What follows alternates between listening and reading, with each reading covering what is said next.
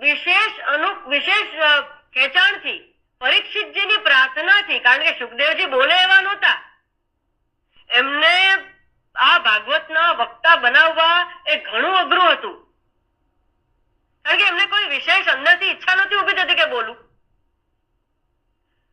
પરીક્ષિતજીના પ્રાયઃ ઉપવેશ એટલે સુખદેવજી જેવા વક્તા જોઈએ તો પરીક્ષિતજી જેવો અધિકાર પણ જોઈએ. આપણે આગ્રહ કોનો કેવો રાખવો છો કે પરીક્ષિત જેવો અધિકાર હે ભગવાન મને આપ, એ સુખદેવજી જેવા વક્તાને બોલીને હું પ્રસન્ન કરી શકું અને આ મૃત્યુમાંથી એ મને પાર કરી શકે. તો આ આવેગ અને આવેશ અવતાર એ આ સુખદેવજીનો અવતાર, અને એનાથી જે શ્રોતા પરીક્ષિત જે છે, પરીક્ષિતજીનું આટલું બધું મહત્વ આપણે માટે કેમ છે? કારણ કે આપણા જેવું દેહધારી, આપણા જેવું શરીર, રાજા, આપણા જેવા ભોગ કરતા, અને 7 દિવસમાં મુક્તિ, સાક્ષાત મુક્તિને અનુભવીને આપણને આપી છે. મુક્ત થતા આંખેથી જોયેલા છે, એમને મુક્તિ દેખાય છે, અને માટે મારા જેવા કોઈ રાજાને જો મુક્ત થતો હું જોઈ શકું તો નક્કી હું પણ મુક્ત થઈશ. અને 7 દિવસ તો બહુ કહેવાય. 7 દિવસ એટલે ઘણો ટાઈમ આપી દીધો ઈશ્વરે તમને. 7 ક્ષણમાં પણ આ વાત બની શકે છે. રાહ કેટલી જોવાની? આવેશની વાત જોવાની.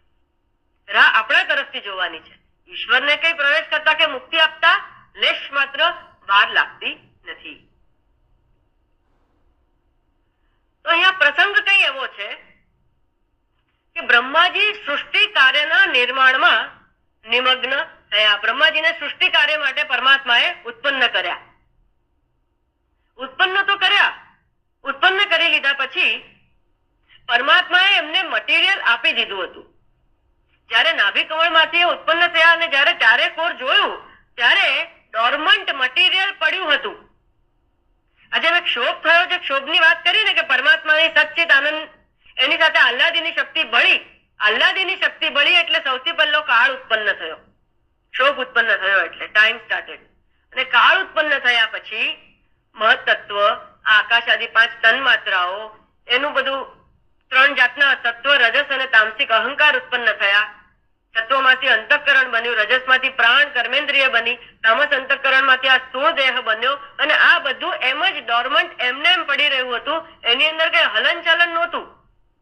આંખ ખોલી જયારે બ્રહ્માજીએ ત્યારે આવું કંઈક હતું.